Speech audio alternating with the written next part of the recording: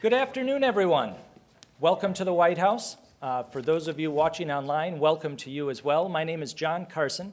I am Deputy Assistant to the President here at the White House and the Director of the Office of Public Engagement. I am so excited to welcome our champions of change from the legal innovation world. I'm so excited for our audience that's here today, but very excited about the group that's joining us at over 100 law schools across the country online today. I'd like to start by very briefly telling you about the theory behind the Champions of Change program here at the White House.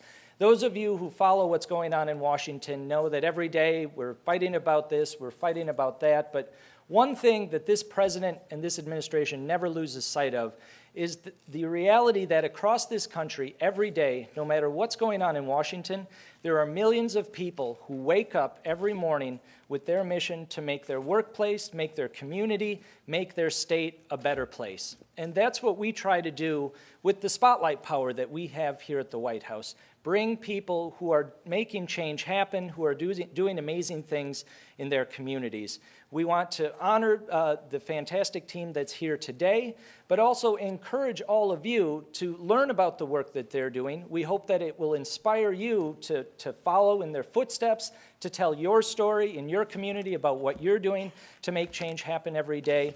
And tell your story. I'd like to ask our champions to make sure that you talk about being a champion of change, being here at the White House, those in the audience, those online.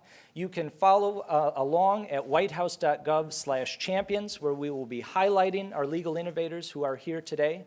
I've recently joined the Wired world, and I'm on Twitter now. I'm at JohnCarson44.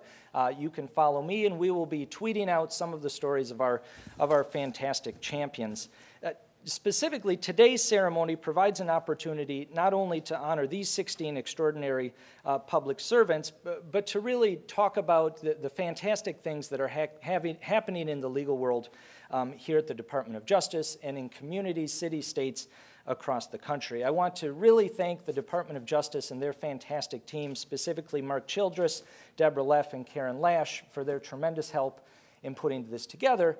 And it's a distinct honor for me to be able to introduce the person who's going to be leading today's session, Attorney General Eric Holder. Attorney General Eric Holder first came to the Department of Justice more than 30 years ago, shortly after he graduated from law school. Throughout his career, his dedication to public service and to protecting the rights of all Americans has not just been constant, but a driving force for progress. That's really what we're celebrating here today with our Champions of Change. And with that, I'd like to introduce Attorney General Eric Holder.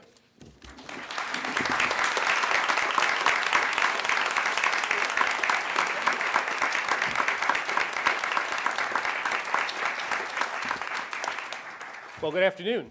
Are you folks going to have to stand there for the whole time, or do they get to? So they're standing up here now for. Okay, fine. All right. I'm just trying to be easy on you folks. Okay. Thank you, John, for that wonderful introduction. The 30-year thing, having been at the Justice Department, was not appreciated, but that's okay. That's okay.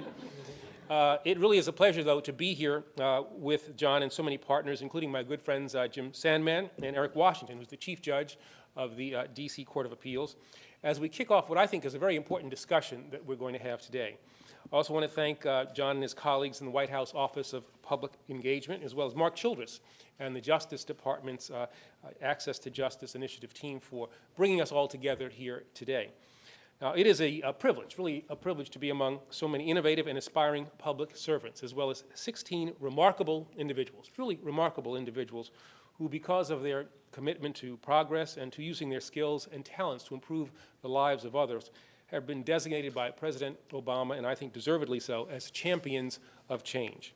Now, all across the country, each one of them is making a difference by helping people in dire need access legal services, by securing much-needed benefits for disabled children, military families, and veterans, by paving the way for individuals transitioning out of prisons and out of jails to become productive members of their communities, and by helping to safeguard and to empower the most vulnerable among us.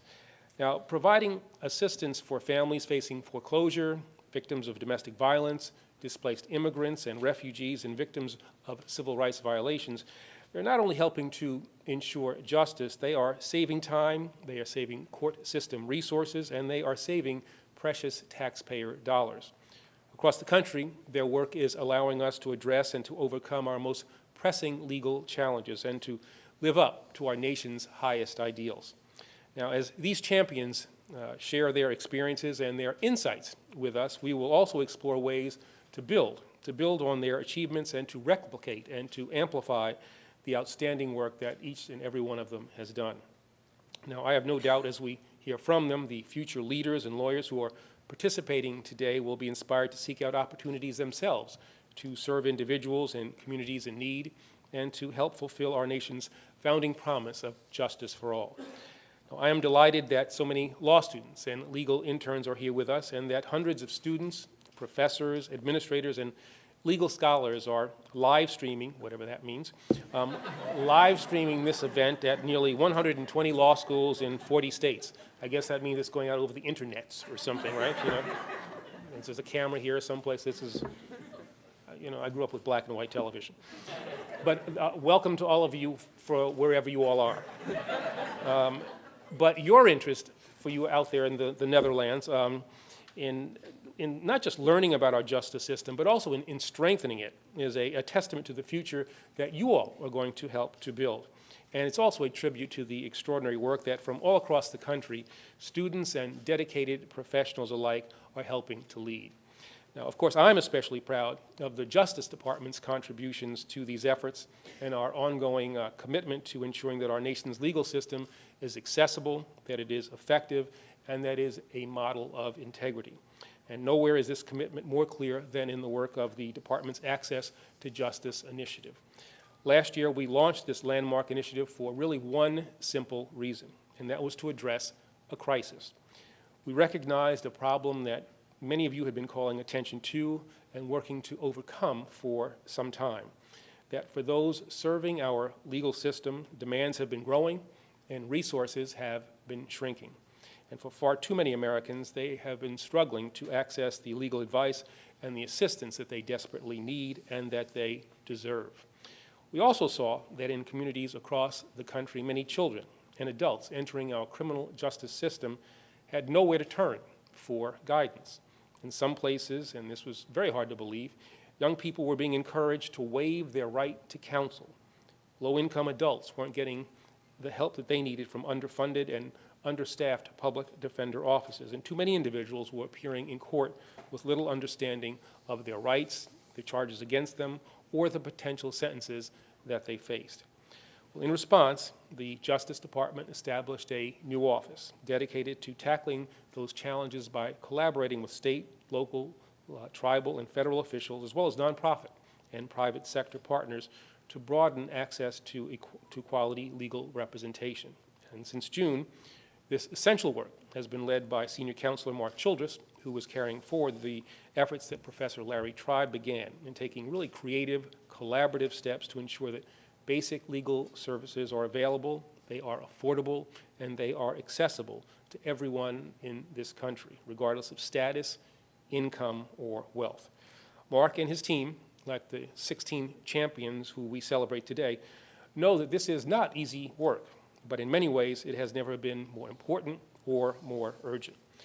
The good news, I think, is that meaningful, measurable progress is underway, and we can all be encouraged, I think, specifically by the progress that these champions of change are leading.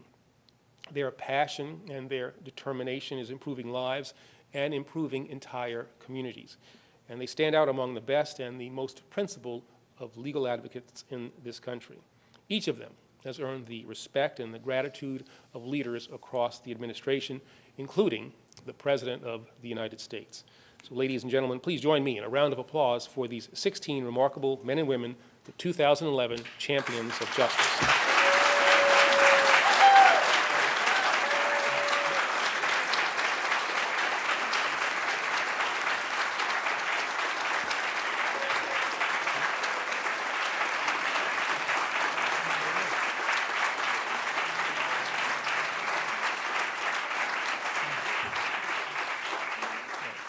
Well deserved. Now, one of the most important aspects of our champions' work is that It makes them role models for hundreds of law students tuning in right now from schools all across the country. In just a moment, the first 8 of our champions will have the opportunity to join me in a panel discussion to address some of the questions that these students have submitted. Now, this will be followed by a second panel moderated by Mark and featuring our other 8 champions. So at this time, it is my pleasure to introduce our first panel. So please welcome Martha Bergmar, the founding president and the CEO of the Mississippi Center for Justice in Jackson, Mississippi. Todd Belcour, staff attorney and Equal Justice Works fellow for the Sargent Shriver National Center on Poverty Law from Chicago. Nan Heald, the executive director of Pine Tree Legal Assistance from Portland, Maine. Michael Pinard, professor and director of clinical programs at the University of Maryland Francis King Carey School of Law in Baltimore.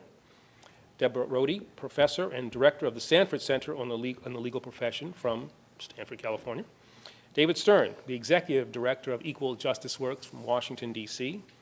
Joanne Wallace, president and CEO of the National Legal Aid and Defender Association, also in Washington, D.C. And Ron Whitener, the director of the Tribal Court Public Defense Clinic and executive director of the Native American Law Center in Seattle. On behalf of President Obama and my colleagues across the administration, I'm proud to stand with you, to support your work, and to count each of you as a partner in ensuring that all Americans have access to legal services and that no one in this country ever has to enter a courtroom without fair representation. So I know everyone is looking forward to hearing from each of you, so why don't we all have a seat and we will begin our conversation.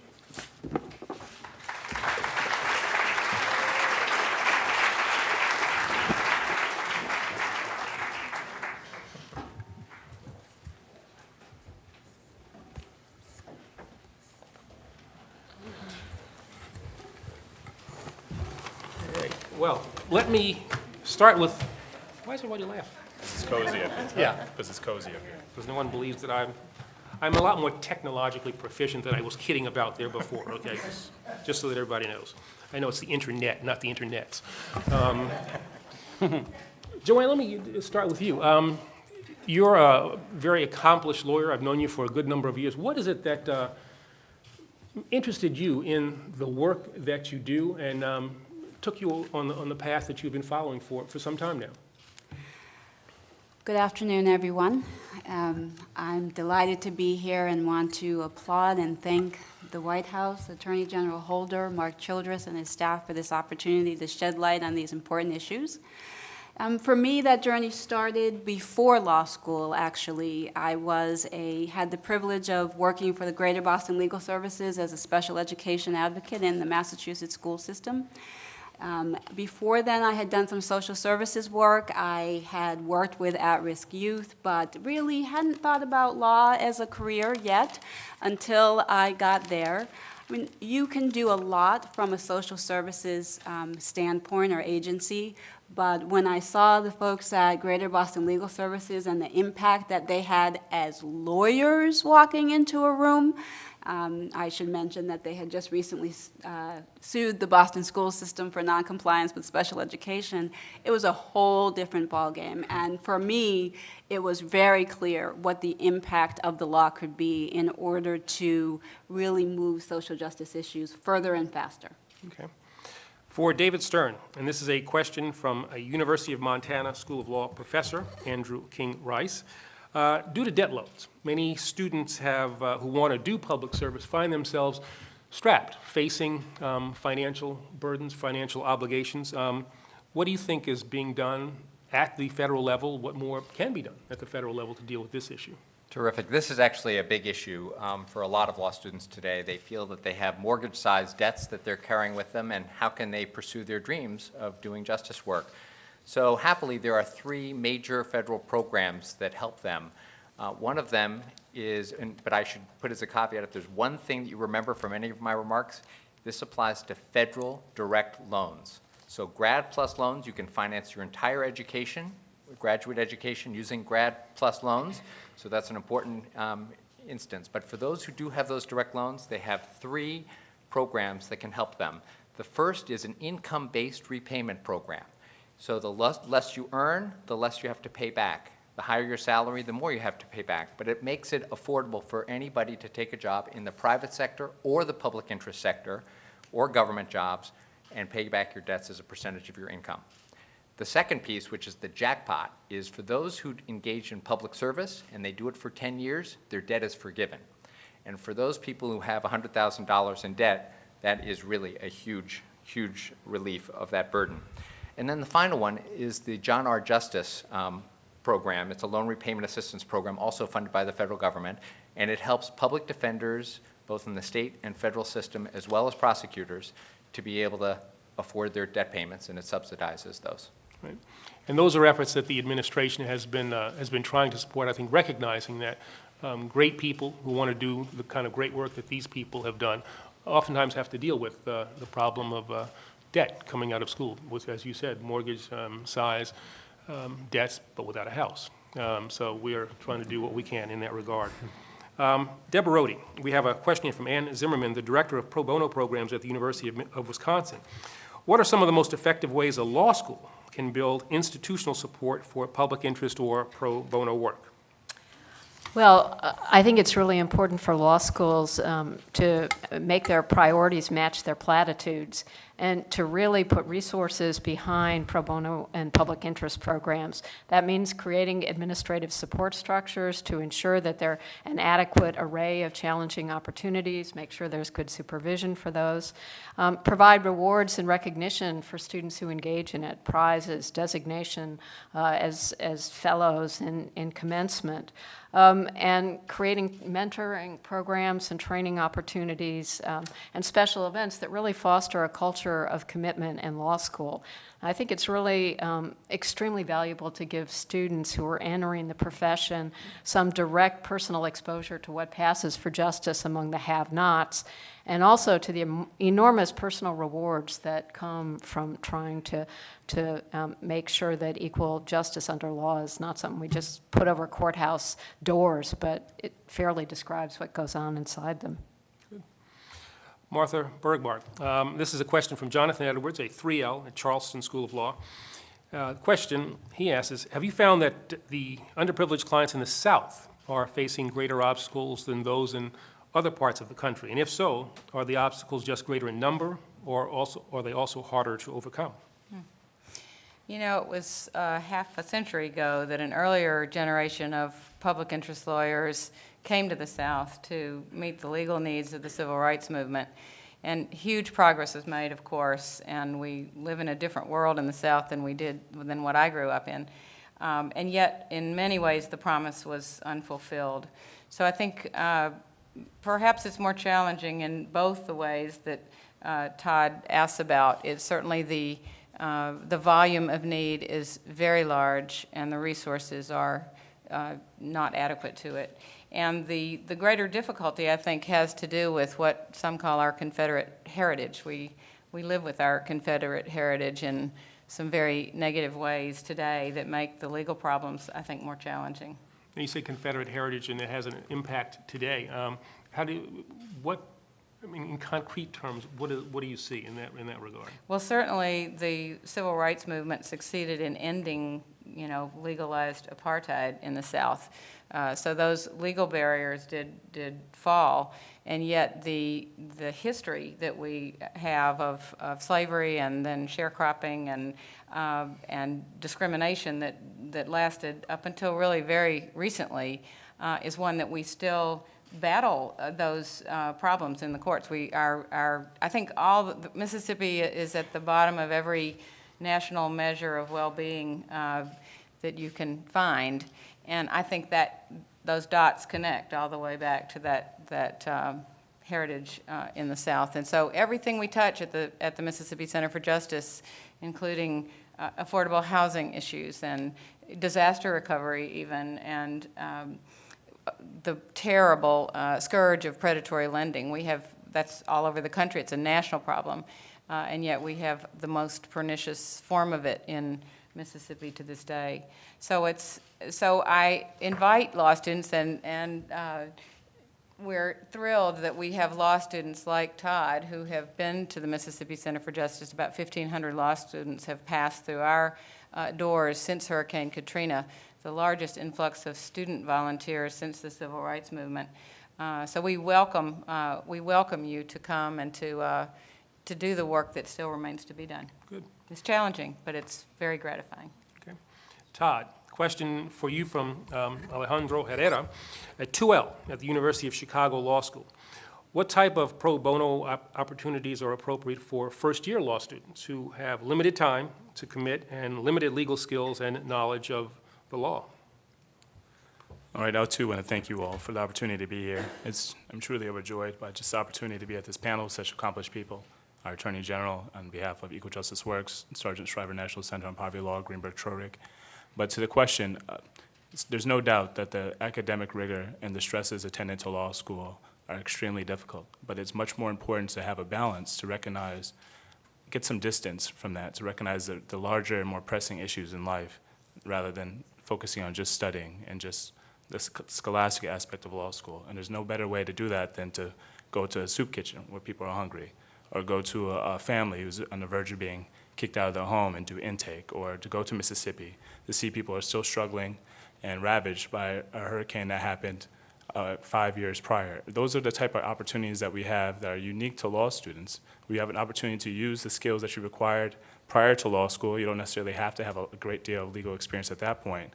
We're just your feet on the ground, your ability to add capacity to existing services, and your compassion and love towards communities can really go a long way towards forwarding any sort of momentum that's already building. Specifically, I think it's incredibly important for the legal skills that you require, research skills, writing skills. Those are things you get your first year. You can actually volunteer those skills to build the capacity of an organization like Mississippi Center for Justice or like the Sergeant Shriver National Center on Poverty Law that really allows attorneys who are litigating or lobbying or in the streets fighting for justice, or people at turning points in their lives, to do more and be better advocates. Now, I remember being a first-year law student, kind of. What about the fear that you have? I mean, how do you deal with that? I mean, you know, all the things you've said I think are certainly admirable and I think are certainly doable. But what about those out there who are too just a little nervous and they're worried about torts? They're worried about civil pro. They're learning new concepts, new techniques. They're being told they've got to make law review. They've got to get great grades. How do they somehow put that in an appropriate place, or that concern, that fear, legitimate fear, and allow themselves to do the kinds of things you've described? Well, there's no doubt that the marketplace makes this a very uniquely competitive environment for law students, and there's no question that that stress is felt, and I respect and honor that. But there's no better way to get perspective on that stress. I mean, certainly your resume is far more thorough when you spent time at the Mississippi Center for Justice. You've organized students to go to Indiana and Wisconsin, to register voters, go door to door. You've had the opportunity to stand at the polls at 5 o'clock in the morning, to use your legal skills and voter protection skills and make sure you're protecting your democracy. Those are different aspects that you can add uniquely to your resume that you can't get by just getting the B+ or A- in torts that you spent from the extra 10 hours you dedicated to studying. Truly. So, I mean, that's... So that's what I implore all law students to consider very seriously, not just for the aspect of providing perspective on all the academic rigor, but to be more of a service to your community and compel others to be servants as well. Good. How'd you know I got an A+ in tort? Wikipedia, That really Wikipedia. is funny. Michael Pinard, we have a question here from Professor Laura Cohen at the Southwestern Law School. How can law students and lawyers work to secure basic rights for all Americans, including people who have criminal records? Well, the first thing that everyone needs to understand are the numerous barriers that individuals with criminal records face in their daily lives. Barriers to employment, housing, public benefits, and the list goes on. So just that firm understanding of those issues and how they impact families and communities as well. And if society is to give these individuals with criminal records a fair chance, a second chance to be productive citizens, then we need to change the system. New laws need to be enacted, other laws need to be repealed, and courts need to get involved with these issues, and concerned law students and concerned lawyers are best positioned to help push those issues. There are numerous organizations across the country that are engaging these issues, and so if anyone out there has any questions about these organizations in their towns, feel free to email me. How many schools we're talking about there?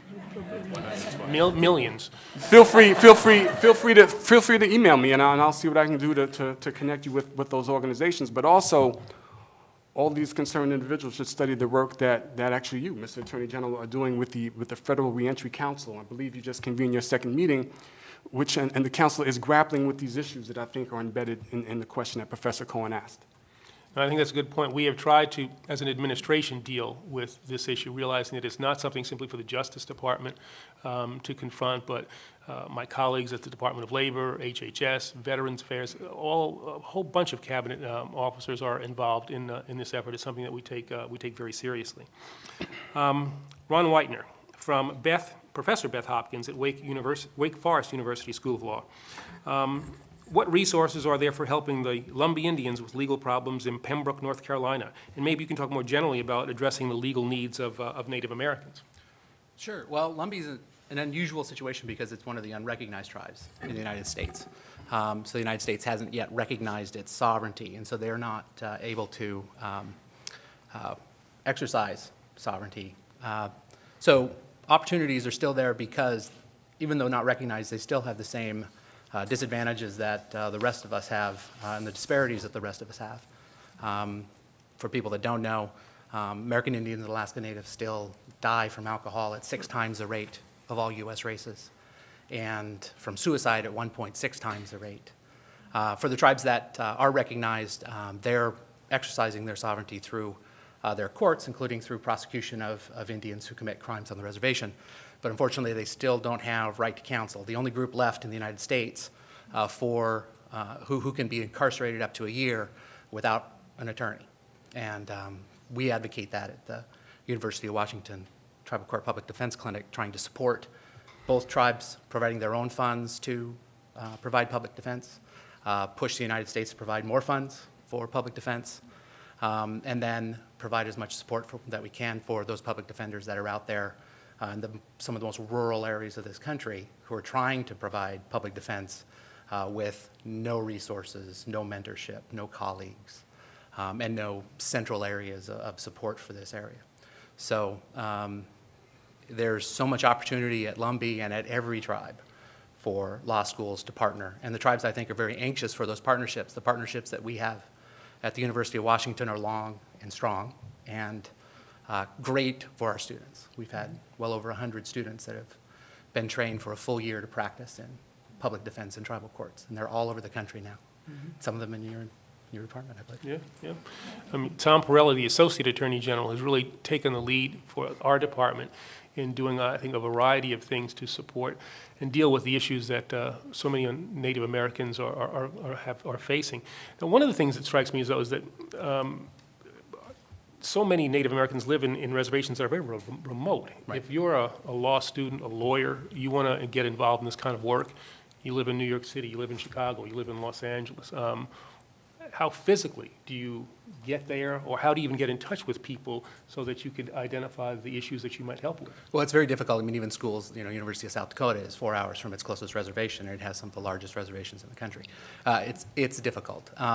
One of the things that we're really working on is, I think a big thing that will help is the use of technology. We're seeing more and more reservations through, right, exactly. One of the things that the United States has done really well has been really strong at pushing broadband onto those reservations. And we're working on trying to provide legal counsel to juveniles, for instance, in courts that they would be unrepresented in juvenile delinquency by using video conferencing, web video conferencing.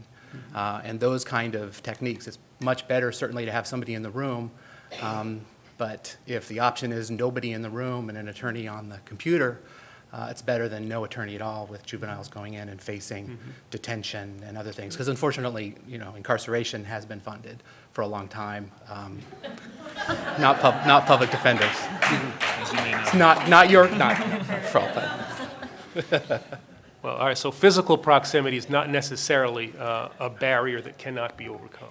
I don't think it, yeah. I think it can be overcome, and we're at a position now that I think that we've never been in before. Okay. Nan, this is from Professor Beth Hopkins at Wake Forest University School of Law. How do you propose to get more attorneys to do pro bono work for veterans?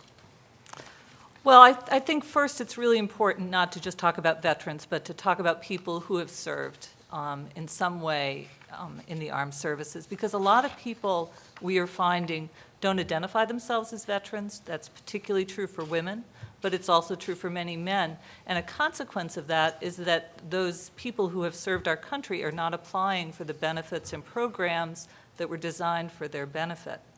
So I think we have to be sure we're asking the question in a way to be open to the opportunity to serve folks all over the country.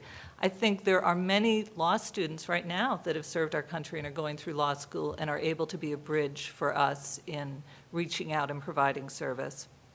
And I think what we've learned in working on the stateside legal project at Pine Tree is that there are so many laws. It's not just about veterans' benefits, and I think traditionally when people have thought about getting involved in pro bono service for veterans, it's been the focus has been on disability benefits for veterans, and that is absolutely important, but there are so many important legal needs that this client population has: foreclosure, consumer issues, family law issues, unemployment issues, employment issues. I think the opportunity to do this work exists in every community in our country, and I really hope that people will start taking that opportunity up.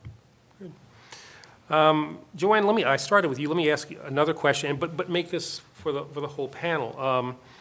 And this comes from Jared Milrad, a 3L at Northeastern University School of Law, who says, many legal advocates seem to feel that the justice gap in this country has become a chasm, particularly in the areas of criminal justice.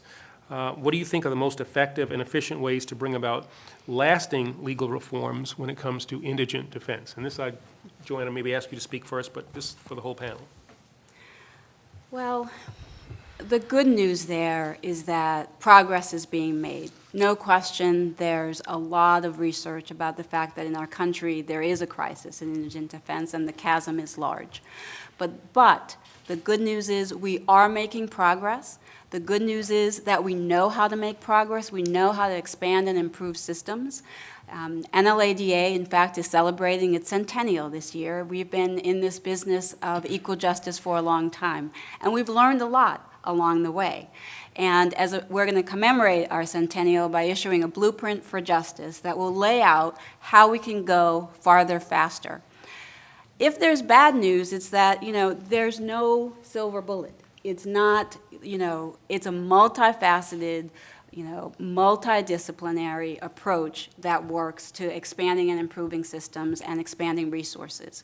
So there's no quick way to explain everything that's in the blueprint, but it does take leadership from the federal sector, from the state and local sector, from the private sector.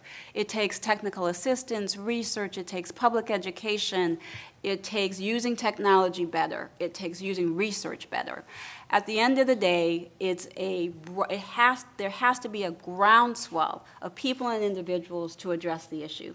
But two critically important points. Number one, public education. I want to come back to that. I mean, that's where it all starts. On TV, Law and Order, those shows, you ask for a lawyer, you get a lawyer. They come with a fancy briefcase, they have all of the jargon, all of the resources that they need to do the job, But that's not real life. In real life, what happens, even though Gideon, the landmark Supreme Court case that said you have a right to an attorney, will be 50 years since that decision in 2013, the reality is that people all across this country every day get convicted without ever talking to a lawyer.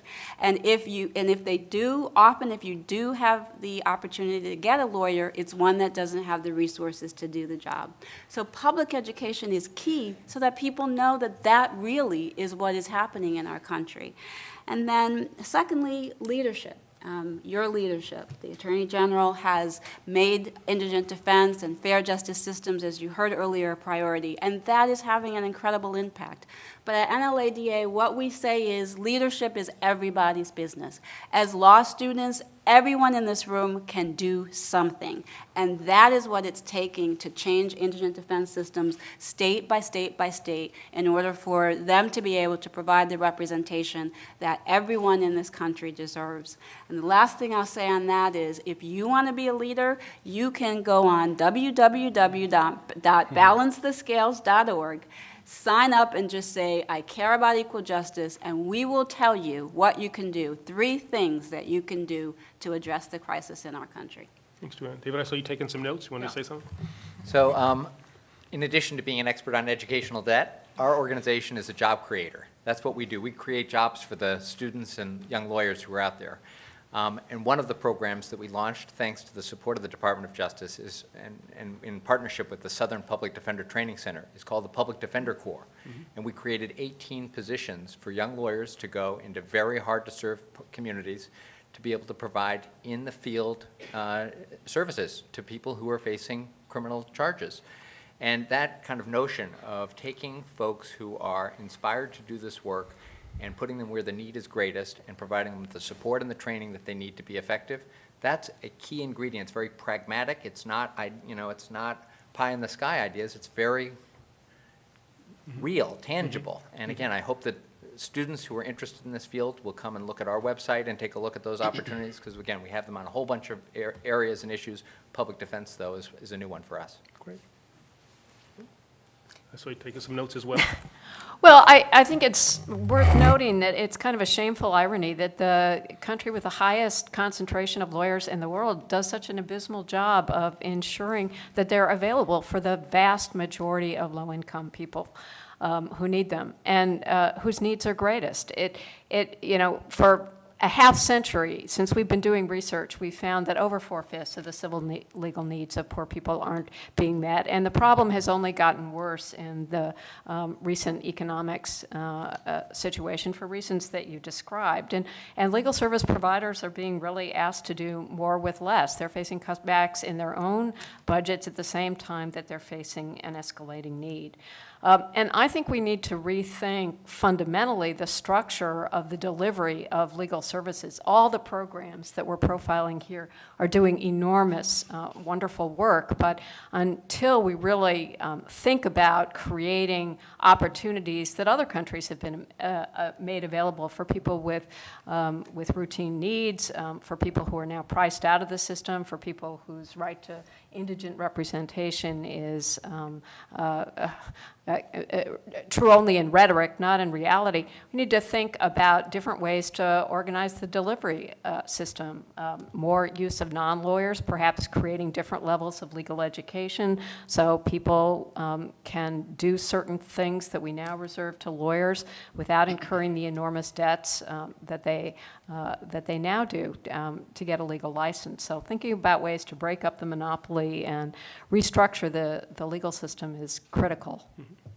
I agree with everything that's been said, but also law school clinical programs have a vital role to play in improving the services and helping to fill the gaps in just small ways. And if nothing else, law students are exposed to both the good side and the bad side of the practice and can graduate, go to public defender's offices, ready to engage and ready to change the systems. And even if you're not in a clinic, every law student in your first year should visit a court, should visit a criminal court. And I guarantee you that if you do not leave that court upset and sad, then this profession is not for you. Because it really should outrage everybody what's going on in our courts around the country. Law schools can also help with the research that Joanne talked about as well. So definitely law school clinical programs, law schools in general, have a strong role to play in improving these systems. I think the point that was made about focusing on the civil side is very important, because I think that too often we think about this inadequate representation only on the criminal side. But there are a whole host of issues on the civil side that are vital to people where inadequate representation exists. Landlord-tenant matters, custody matters, contract disputes.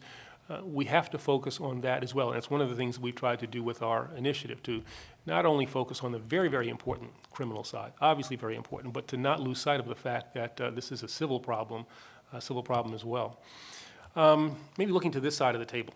I think a lot of the times people think about these kinds of jobs and getting involved in this part of the law, and they think I'm kind of giving something up, I'm sacrificing.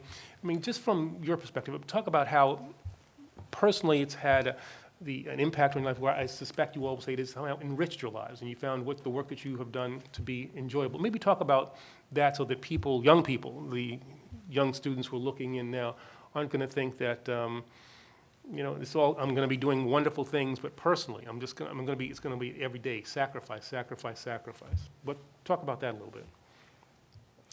I decided to go to law school because I'd grown up in Mississippi and had parents who were active in the civil rights movement, and just thought, well, there's a skill that's needed back in my home state, and so that's what I did.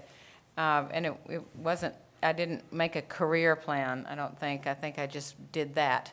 And it's turned into, I can't imagine having had a more fulfilling, rewarding career than I've had over time in various aspects of this field of trying to expand access to justice. So I would say to our folks out there that there just could not be a more satisfying field to choose. I don't feel that it's been a sacrifice at all. People have told me that all through my career. Oh, you've made this choice that's at personal cost to you, and I just kind of have to look curiously at them and say, I don't get that. I don't see that that's true. We certainly some of our salaries are less than other salaries. If your goal is to make the most money you can, this would not be your way to go. And yet we're all here clothed and with roofs over our heads and living pretty privileged lives. So that's what I would say. And so try it out. I think Todd's advice is right. Take your law school time to really, experiment around and check around and see what's there and figure out what does appeal to you. And I think I would say to Deborah, too, that in terms of the delivery challenges, yes, the law school clinical programs have been magnificent. That certainly wasn't available or was beginning to be available when I was in law school, but not like it is today. Similarly, on the program side, like the Mississippi Center for Justice, it behooves us to put into place systems that enable law students to connect with us. And we've worked very hard at that. Really, Katrina caused us to pay attention to that. We had law students just showed up at our doorstep, and it was like, oh my gosh, what are we going to do with them? But we figured it out, and we've been really enriched. Our program has been enriched by folks like Todd and hundreds of others. So we invite you to do that with us.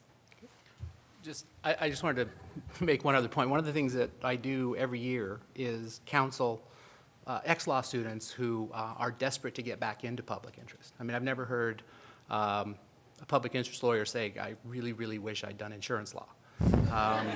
Sorry, all my insurance law friends, but... Not that there's anything wrong with insurance. No, absolutely not. But I just would say that it's definitely not a sacrifice. It's not. It's, I just know a lot of people who are doing other things and they just hate their lives. And I don't know anybody that does what I do that hates their lives. Or gets a chance to wear a cool tie like that. That's right. Yeah. What about those students out there who are thinking that, no, I want to do this, but I'm not sure this is something I want to do forever. I want to work on the corporate side. I want to work in a law firm, which is perfectly fine, perfectly fine. Maybe I want to try this for a little while. I mean, is this something that requires a lifelong commitment, or can people do that and kind of mix their careers? Well, they can also do it simultaneously. I think we really should get, beyond the on the boat, off the boat, you're doing this full time, or you're not a true believer. Certainly pro bono programs that have been established through efforts like the Pro Bono Institute and other groups have been enormously important in expanding the right to counsel, and lots of lawyers who are making quite a fine living in private practice also give enormously of their time and talents to public interest causes, and we ought to recognize, reward, and support that kind of involvement by the private bar and get beyond thinking that this is something that has to be done only by full-time public interest lawyers. Would that we had the resources to support as many people who want to do public interest work in full-time employment. But, pending the revolution, we don't. So people should look for opportunities, and there are just an enormous range out there of ways for people to have meaningful life work. And, just if I could add one other thing, that you made the point of public education, that's another thing that pro bono lawyers really need to do. I mean, law in real time and law in prime time are so very different. And most people, the vast majority, think that poor people already have a right to counsel in civil cases.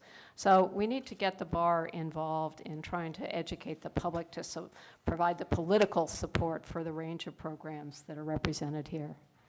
All right, I've been told that I saw you, our time has run out, and I've been threatened. I hope my security detail saw that. This has been, let me just say one thing, just 30 seconds. I think the point that was made, that you don't have to be, that you can be a public interest lawyer wherever you are. I mean, we have the general counsel from Microsoft here, a friend who I think is a great public interest lawyer who works at Microsoft in a very high position. I think it's, a question of how you allocate your time, where your head is. It's not where your fanny necessarily sits that determines exactly, what kind of lawyer you are. And so I would urge everyone, no matter what your career, to think of yourself, find a way to become a public interest lawyer. But I want to thank especially these champions that I am surrounded by, people who I have known and who I admire a great deal for the work that you have done to make this nation live up to its founding ideals. It is through your work, through your dedication, that we are in the process of forming a more perfect union. So I thank you all for allowing me to spend this time with you, and I'm very proud to call you all my partners and colleagues. Thank you very much.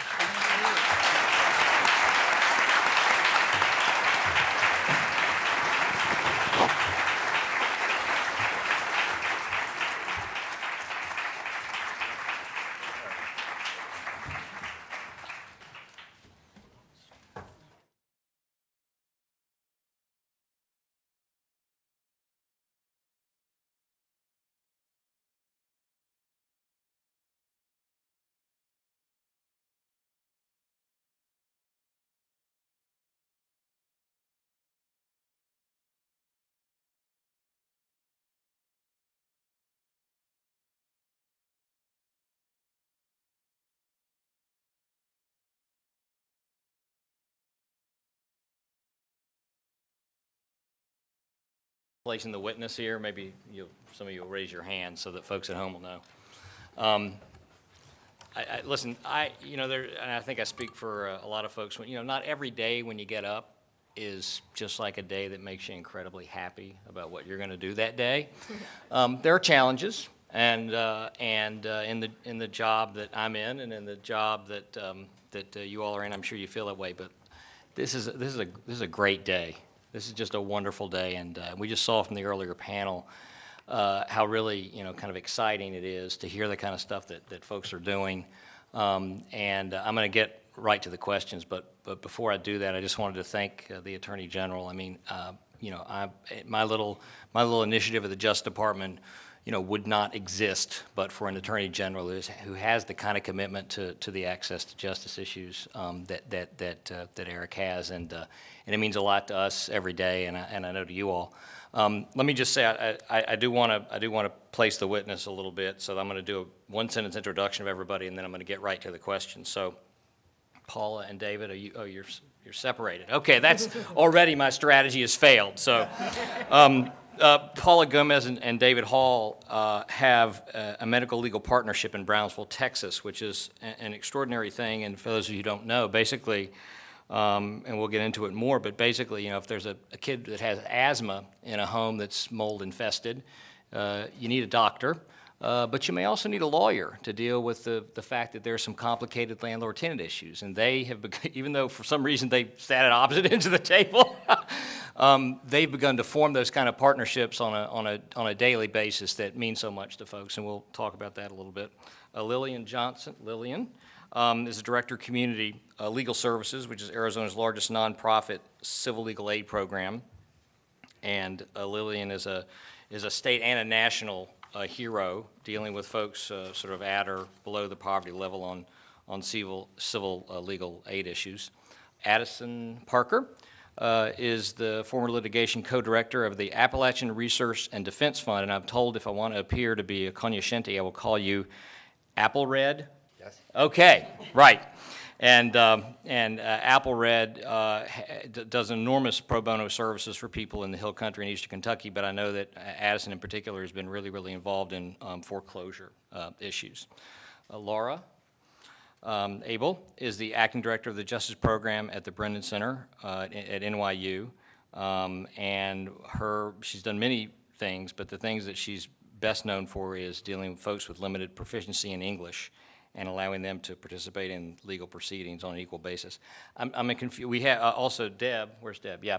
I don't quite know why we got two NYU folks on this panel. I think it's great, and I know that NYU is really committed to public service issues, but Deb is also at NYU. She's at the school's Public Interest Law Center.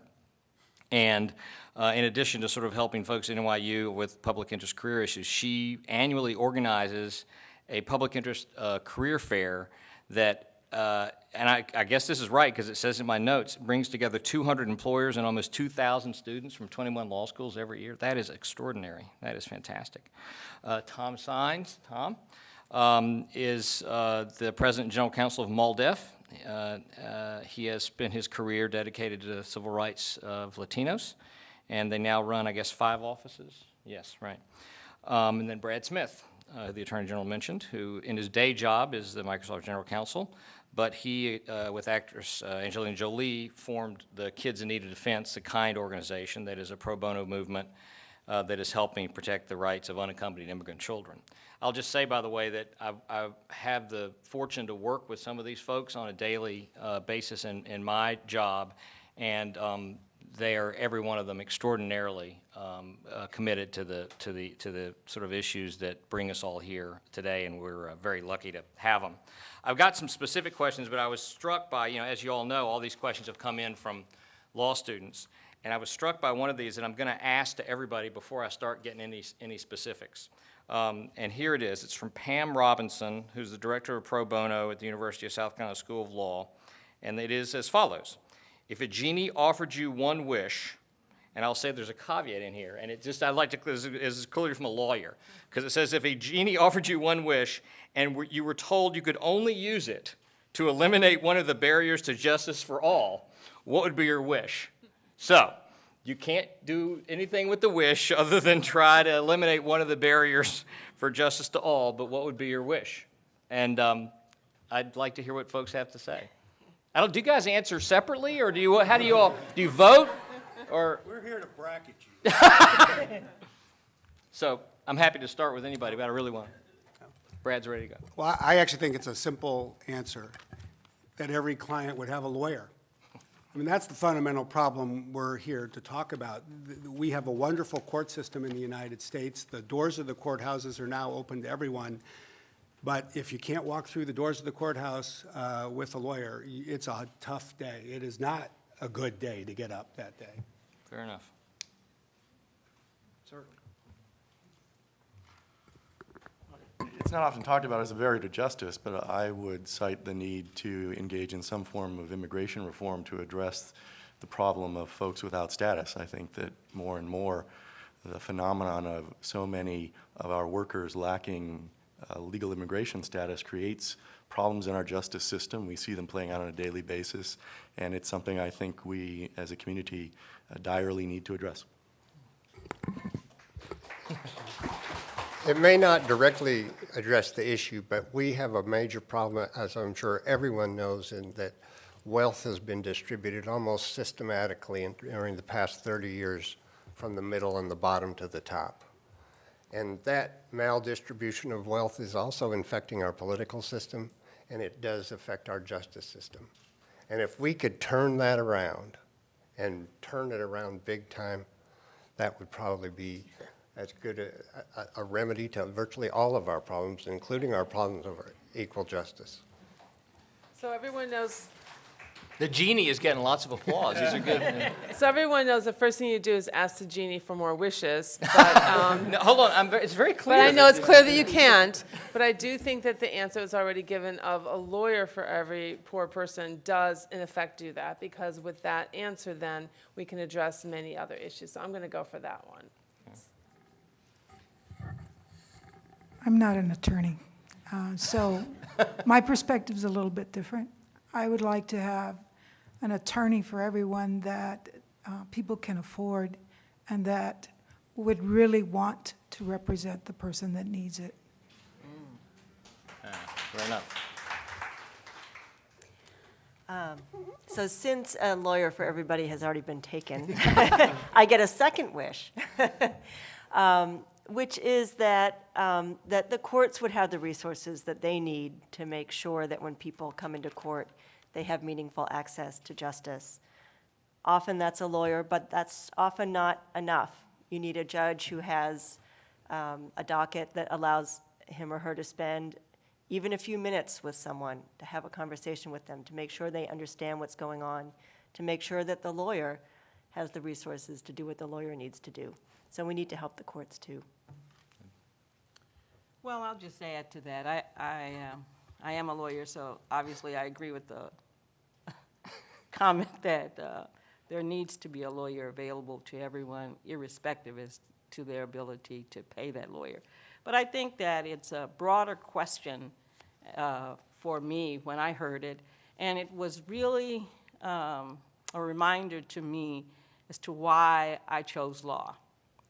Because America made a promise, and the promise was justice for all. And I want to be a part of helping America to keep its promise.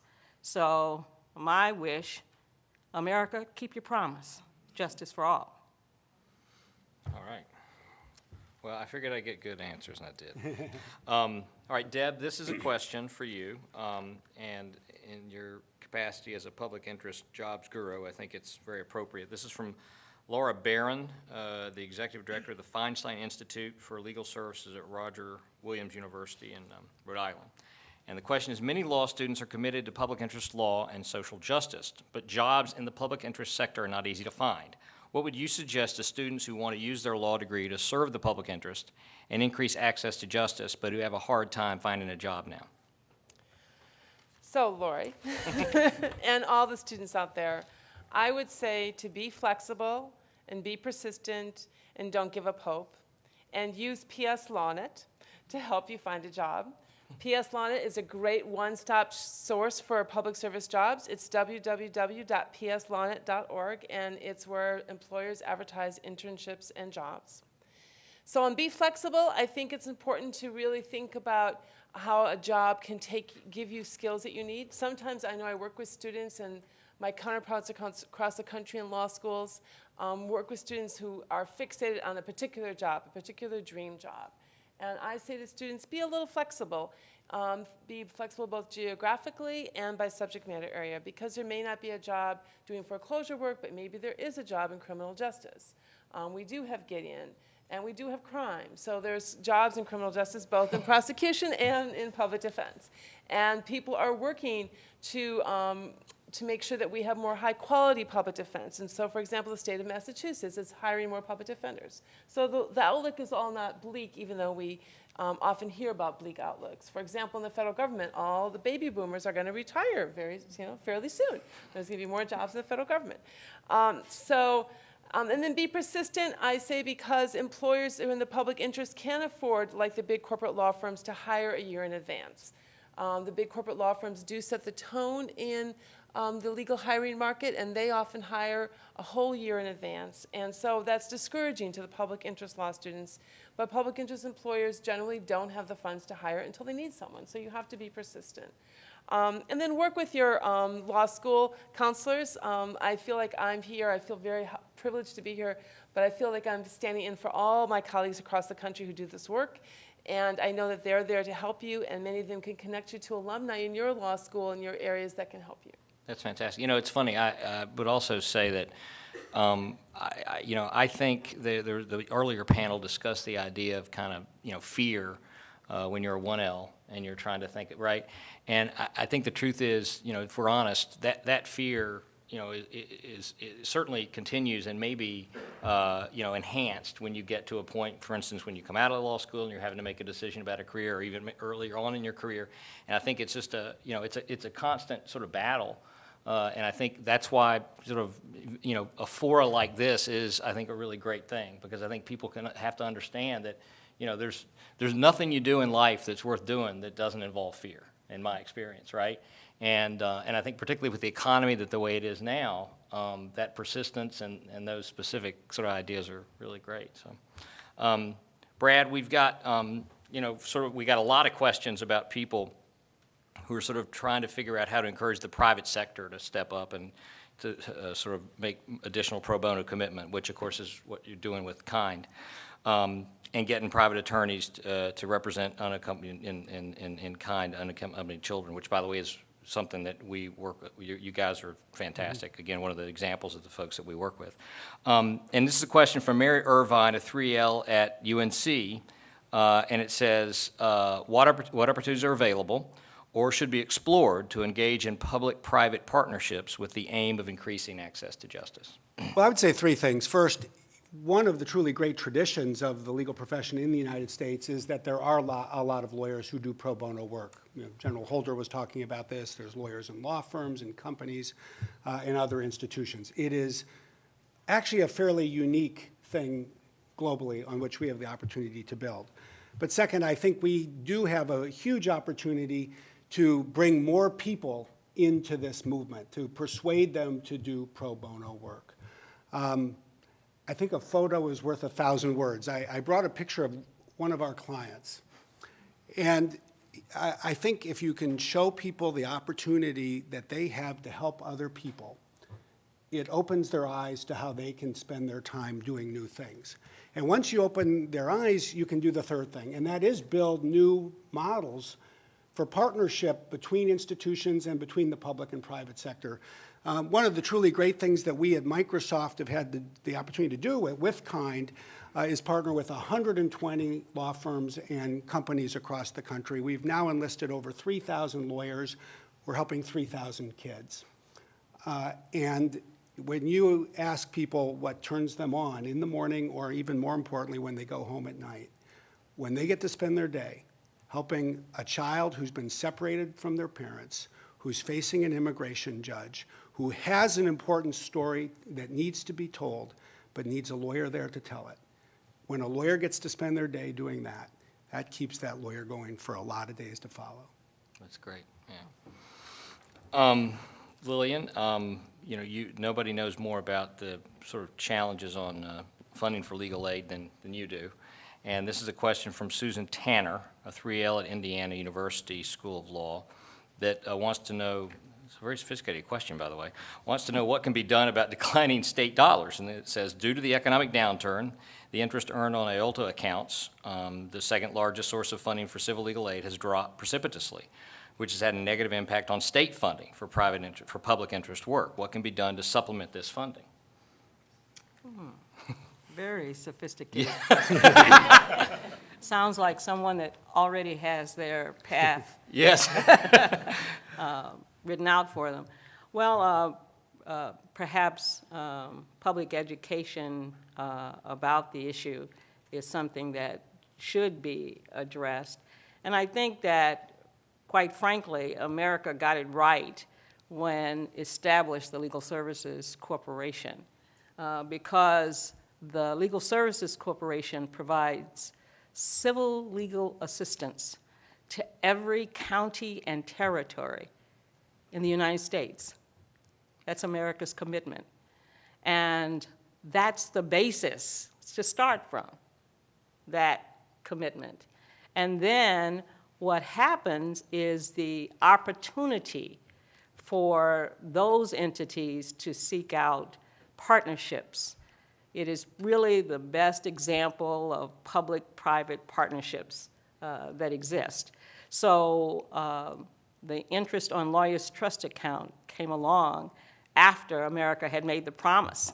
And that's, again, something that is an indication that it's working, that America deciding to invest in it, to establish it, to make sure that it is in every community, and then every community takes responsibility. And what remarkable things the legal community can do. Just the idea, interest on lawyers' trust account, was established and is now built up to that amount of money. So I'm pretty excited myself, particularly since we have the commitment of this administration. One of the most important things that has occurred is, of course, for this administration to demonstrate how it has indicated how important public funding is for civil legal services. So for all of the legal services programs throughout the country and its territories, thank you very much. Also, this task force, thank you so much, and for inviting law students to hear from some of the people who are actually doing this work. We can't tell you how important that is because, again, as Joanne mentioned earlier, it's public education. The world needs to know, but we have to first start with our own. No, and look, the fight for that structure and for LSC funding, it is an ennobling fight, and it is one that, you know, is vital. Well, thank you very much. Laura, this is from Brenda McKinney, 2L at Loyola University, Chicago School of Law, and it says, how can the experience and knowledge of legal service attorneys and others who work directly with the underserved populations get translated into systemic policy initiatives that assist their clients? Wow. Man, I'm telling you, seriously, are these like ringers? These are these are good questions. That is a great question because these people, as civil legal aid lawyers and public defenders who are in their communities and in their courts every day doing a high volume practice, they know what's going on in their communities and in their courts. And they're busy, right? They are in court. They're representing clients. So how do we help them tell their stories of what they're seeing? Well, there are a couple of ways. I'll give an example of a report that I worked on. We wanted to know what was going on around language assistance in the courts. Could people who went to court communicate with their attorneys and with the judges and with the clerks? Well, what we did was we called the legal services lawyers. We picked 35 states, and we called the legal services lawyers in those states, and we said, what do your clients do if they can't speak English and they go to court? And they told us what their clients do and what they see, and we got a pretty good picture of the state of language access in the courts around the country. Now, this is something that law students can do. There's a fantastic initiative at NYU Law School where students go into the local immigration court, and they do court watching. They're there every day, and they keep a log, and they compile what they see, and every couple of years they put out a report that says what they see that's going on. How are the judges acting? Are there lawyers for the clients? Do people understand what's going on in their own case before they get deported? And it's a fantastic source of information. So this is something that law students can do as well as lawyers. Good plug for NYU, by the way. Tom, this is from Lijeanette Cordova, who's a 3L at Florida International University College of Law. And the question is, I've witnessed through my work at our Immigration and Human Rights Clinic the need for legal counsel to immigrants who may be eligible for immigration relief, but who, because of economic hardship, have not had the opportunity to obtain it. How can pro bono efforts by recent law school graduates help provide equal access to our justice system in the area of immigration law? It's another great, Yeah. sophisticated question. As a question appropriately recognizes that our immigration courts are probably the quintessential example of a system where the lack of a guarantee of legal representation has serious repercussions. It's a system where there is on one side a repeat player in the form of the United States that has very skilled and experienced legal representation, and the other side are folks who have a once-in-a-lifetime or maybe twice-in-a-lifetime experience in that court system, and they don't always get representation. You add to that there are high-stakes decisions. These are life-or-death decisions for folks about where they will live, where they will be permitted to live, where they'll be permitted to raise their families. In many cases, they've raised them here for a long period of time. So I think the question appropriately recognizes that this is a strong demonstration, as I think both Laura and Brad have suggested in their answers, of why we need to ensure that there's access to legal representation. And certainly pro bono legal representation in the immigration court system, in the immigration system, has got to be a critical tool to address that need, at least in the short term. So I think there is a role even for younger lawyers or even law students, as the question again suggests through immigration clinics, to play a role in filling that critically important gap. But I have to add, alluding to what I said earlier, this is also an area where they think there is a strong role for legislative lawyers. as much as litigating lawyers, to play an important role in increasing access to justice. Simple fact is we have laws that need to change, and we need legislative lawyers acting pro bono and in other capacities to help us to get to a point that we can change our immigration laws so that they are more serviceable. And some of those legal changes might actually, in the long term, solve the problem of getting legal representation for those high-stakes decisions being made in immigration courts on a daily basis. You know, it's funny, a lot of these questions, and they really are impressive. I sense that these students are really aware of something that I've seen in my career, which is that, you know, in the same way that if you start, you know, playing tennis when you're a kid and you sort of develop muscle memory about how you play tennis, you keep playing tennis, and even if you get old like me, you can still kind of play tennis. And I really feel that there's a lot of truth to that in terms of the people finding, you know, some venue to try to exercise these muscles. And as Attorney General said, it may not be that this is your whole life is in public service. It may be this is just something you do for a while. It may be this is something you do while you do something else. But developing sort of some instinct for those sorts of activities, and almost all these questions sort of anticipate that. Almost all these questions, it seems to me, these kids are kind of, even while they're in, by the way, way more sort of super ego focused than I was in law school, right? But they're thinking about these challenges and how to meet them. It's impressive. Okay, so Paula and David, this is a question from Boduma Nutiri Reed, who is a 3L at the University of Maryland Francis King Carey School of Law, and it's really directed at sort of the idea of medical legal partnerships, and it's very simple. It says, how can lawyers work with professionals from other disciplines to address unmet legal needs? Well, the medical legal partnership that we've put together, and it's one of an emerging movement. Maybe 250 of those projects around the country now. When we started, there were probably 80 or 90 of them 3 or 4 years ago. It brings a symbiosis of the medical community and the lawyering community to address the kind of problems that you reflected upon earlier, where it's a legal problem that magnifies or is a direct cause of the pathology that the doctor is trying to deal with. And it's so much easier for a pediatrician like Dr. Marsha Griffin out there in our audience, who was the inspiration for our program, to be able to write a script and say, go see the lawyer down the hall. And see if maybe she can address this problem that your child is having with dyslexia in the school district, that the school district is not recognized, is not assessed, and has not properly applied the special education programs to. There are multiple opportunities along those lines. And I don't think that the medical legal partnership is the only place where we need to stop with those kinds of innovations. I think there are a number of other places out there where, whether it's one kind of an environmental issue, where we could call upon the engineering community to come to our assistance.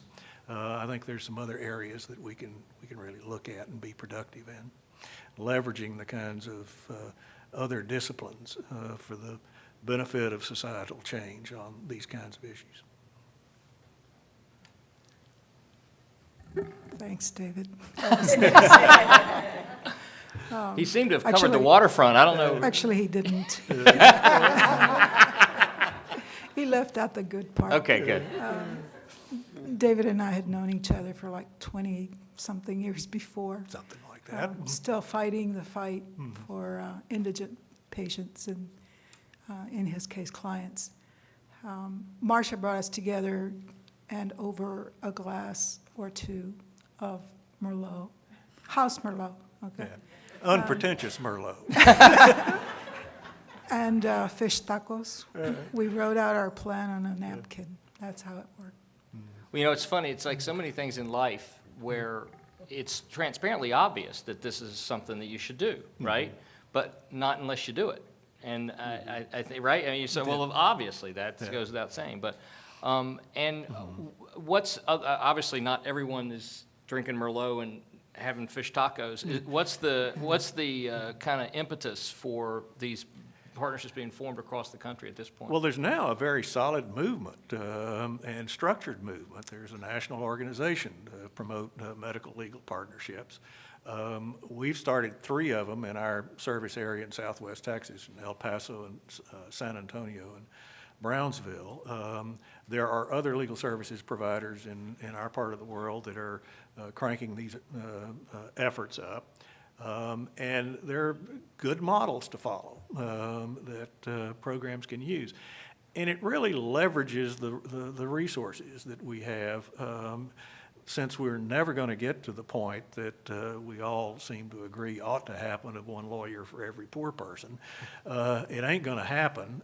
So you've got to use every resource you can find to maximize the minuscule resources you've got. So medical legal partnerships are a recognized phenomenon out there that enhances the delivery model.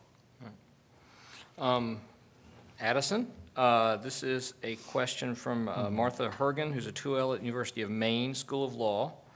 And it says, Maine is a large state with a predominantly rural population, something you know a bit about. Do you feel that reaching the rural population that's in need of legal assistance is an important part of bridging the justice gap? And if so, what are some ways that you found that are best to reach that population? Well, of course, it's very important. What we've tried to do is partner with private attorneys. And many times, one of the things that we have as legal services attorneys is a very strong statewide organization, so that in the areas that we practice, we have a lot of people that we can serve as resources and with whom we can bounce off ideas. And we also, a lot of times, legal services is thought that we don't have enough money, and we don't have enough money, but as a group of organizations, we're able to, for example, have a very excellent Westlaw program. So in the areas that we specialize in, we can develop a reputation of expertise. And that creates an incentive for private attorneys who may even be miles away from us to co-counsel with us. So in that situation, a lot of private attorneys may have better trial skills than, for example, than some of us. And so in the co-counsel arrangement, we're able to use some of our legal knowledge and legal resources, not have to travel, and have the private attorneys do some of the court hearings. In addition, we have offices located throughout the state, so that throughout our region in eastern Kentucky, so that we're easily accessible to clients who live in that region. We have a centralized intake office which basically screens the cases and determines what cases can be are best suited for extended service and what cases can be used for counsel and advice. And then the cases are forwarded to the individual offices and appointments made for the clients. So that enables us to cover pretty much the entire area. And we're active, particularly in the foreclosure area. We try to partner with, for example, credit unions that may serve low-income people, housing counselors, and financial counselors for low-income people, who then let their clients know of our services, and that increases our reach. And we also try to participate in as many bar CLEs as we can. Our Stop Foreclosure Clinic has put on CLEs at the State Bar Convention, which are continuing legal education seminars about foreclosure defense and consumer law, and at various other locations throughout the state. And that then encourages private attorneys then to further work with us and themselves to start to take some of these cases that can be very, very rewarding and extend the reach of our program. Great, thanks. I think I've got a couple for that, sort of like my genie question here, which I do think, I do want to repeat that it is remarkable that we have 118 laws, did I get that number right? 118 law schools, 42 states in the District of Columbia watching, which is amazing. And so I think this is a very appropriate question. This is from Joan Altman, a 3L University of Washington School of Law. And it's, can you comment on what your first job was after you graduated from law school? And what advice would you give to new graduates who want to do meaningful work that empowers vulnerable populations? And it's okay, by the way, if your first job out of law school did not empower vulnerable populations. Well, my first job was with the United Farm Workers Organizing Oh, Committee. see, now you set the bar really high. Yeah, I went to South Texas to work for Cesar Chavez Union. Then I finally got a real job with legal services. So. Well, after spending a year clerking for a federal judge, my first job was about 3 blocks from here as an associate at a law firm, Covington and Burling, where I got terrific training, and of course, most clients that I worked with could afford to pay. But I also got to do pro bono work from the very first month that I joined the firm. And because I had been in the immigration law clinic when I was at Columbia Law School, that other law school just up the road from NYU, I was really interested in immigration work, and so I did work for refugees. And I was able to build on a passion that I had developed, and I got great support from the firm. And I think that's one of the great things about so many law firms these days. You'll find that almost regardless of your passion, there's a decent chance that you'll find somebody in the firm who not only shares it, but will help you and encourage you and give you some good advice. Well, I had the good fortune of my first job out of law school was a legal services lawyer. I was a staff attorney with the Legal Assistance Foundation of Chicago, and it was outstanding because as a law student, I was a law student in the clinic, and I wanted to do this forever once I got a taste of it. And so I've just been fortunate enough to be able to live my passion. Well, my first job out of law school was a federal clerkship as well, but I clerked for Robert Carter, who was one of the attorneys who worked with Thurgood Marshall in the NAACP Legal Defense Fund and argued one of the pieces of Brown versus Board of Education. So even though it was not a civil legal aid job. It wasn't Cesar Chavez. It wasn't Cesar Chavez. He really has been one of the inspirations for me in doing public interest law, and is someone who I look back to constantly when I lose cases, which I do all the time, get used to it as a public interest lawyer. But to remember that there's a reason why I do this, and that there's a reason to keep trying and losing and trying and losing, and eventually you get there. Good. And my first job was as a judicial clerk as well. And I've said to many law students, that, and I think it was said in the last panel, I think it's critically important that every law student gets some exposure to court. It doesn't have to be through a clerkship, it could be through an internship or an externship. But I think it's really important to see the inside of a courtroom, of a court, if you have that chance, because it's important to both demystify courts and to demystify experienced lawyers, because you will see a range of performance in court, and it will help you to give you the courage that you need to come out of law school feeling as though you're not really trained to do anything in the law, because I think a lot of people leave law school feeling they weren't really trained in those 3 years to actually take up the practice of law, but it will encourage you to really take the initiative and be persistent and be courageous and do some good work, which is what the advice is to those who are interested in doing meaningful public interest work as well. My first job was a summer clerkship with Appalachian Research and Defense Fund, which is my present employer. Well, I've just retired from them. But when I was very inspired by John Rosenberg, who was the director. And I've found at the beginning, my first summer I got to work on issues that I thought made a major difference. At that time, the Kentucky Bar Association had a rule that prevented anyone except attorneys from handling Social Security cases and public benefits cases. And so we worked on this issue and showed them that that was basically probably contrary to the supremacy clause of the Constitution and rules in the Social Security statute. And as a result, of course, now we have paralegals that can do that type of work.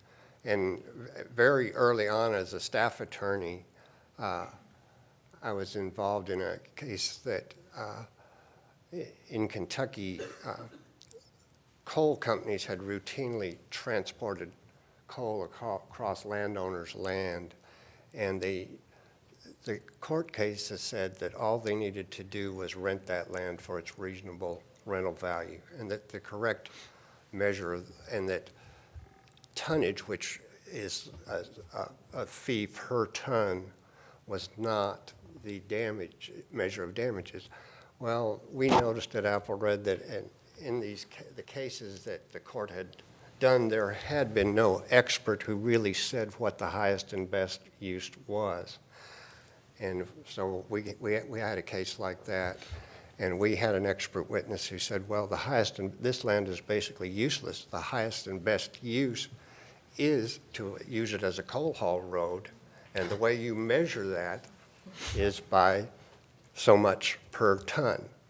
And so we got around that, and I thought that just really, to me, was very inspiring, because from then on, landowners, particularly low income, most of them are low income in Appalachia, when the coal companies wanted to cross their land, from then on, they basically had to pay tonnage. Y'all a bunch of early achievers. So those kind of, I think when as I had said at the beginning, when I first became a lawyer, I could even see this, that we were going to be having a problem with the distribution of wealth in our country, and so many people, actually quite a few attorneys working to do things that cause those at the top to benefit much more than those of us in the middle and those below. And in seeking a career, I didn't want to be on that side. I wanted to always know that I was on the other side. So even if there was a mistake, and even if tonnage shouldn't have been awarded, my clients deserved that anyway. Spoken like a true advocate. Yeah. Well, my first job was also clerking. I had the good fortune to clerk for Judge Frank M. Johnson, who was on the 11th Circuit in Montgomery, Alabama. Since I went to NYU Law School as well as working there, I followed my own advice and was geographically flexible, going to Alabama and having grown up in Wisconsin. Judge Johnson was an amazing man to clerk for. He is the judge. His first decision was Montgomery bus boycott case, and he is also the judge that, among many other famous civil rights decisions, allowed the Selma to Montgomery March to go forward when George Wallace wanted to stop it. So my advice to law students, I think, is the other part of the question, is to remember, as one of our professors, Brian Stevenson, likes to quote Martin Luther King saying that the arc of the moral universe is long, but it bends towards justice. And I think that sometimes we all get discouraged in our careers, and I think listening to everyone, the first panel and here, and reflecting on all the changes that all of us working together can make, and that many small victories add up to large-scale change over time. So my advice to students is to enjoy and celebrate small victories, and over time in my career and that of all of us, I think we've seen many big victories. Fair enough. Okay, as I said before, I'm not an attorney. But my advice to would-be attorneys is to keep your ears open and your mouth closed as long as possible. That's good advice beyond graduating law students, I think. Nobody's told me 3 minutes? Okay, well, I'm going to ask this last question, so you have to figure out your time. You have 3 minutes amongst you. I like this question, so I wanted to get it asked. Melissa Fernandez-Steers, who's Director of Educational Programming and Professional Development at the University of Miami School of Law. And the question is, what do you know now that if only you'd known earlier in your career would have improved your ability to affect social change? You got 2.5 minutes amongst you. Do the things that scare you. Ah. That's good advice. Take every opportunity that comes to you, even if it's in an area of law that you think you may have no interest in. It has a way of coming back in your career and popping up in something that you are interested in. Life is long. It really is true. America did make this promise for justice for all, and we can all be a part of making that promise come true. Listen to the non-lawyer on the panel. Lawyers are trained to speak, but one of the most important things you can do is learn to listen. And that's exactly why I'm here with her. Is that why you all sit apart? That's right. Yeah. Maintain your enthusiasm and pat yourself on the back every day. Yeah. All right. Well, I think you beat the clock. That's well done. I would be remiss if I did not say again that it was mentioned earlier, but at www.whitehouse.gov/champions, there's going to be information about these folks, all the folks on the panel.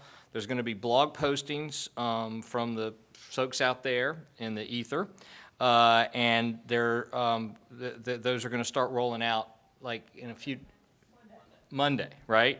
So the footprint of this event is quite extraordinary. And I should have said, by the way, at the outset, I apologize for not being the Attorney General for you guys. That's I'm sorry. You definitely do the short straw. Like I said, what a great day, what a great event, what an amazing bunch of people on both panels. And let's give them another round of applause.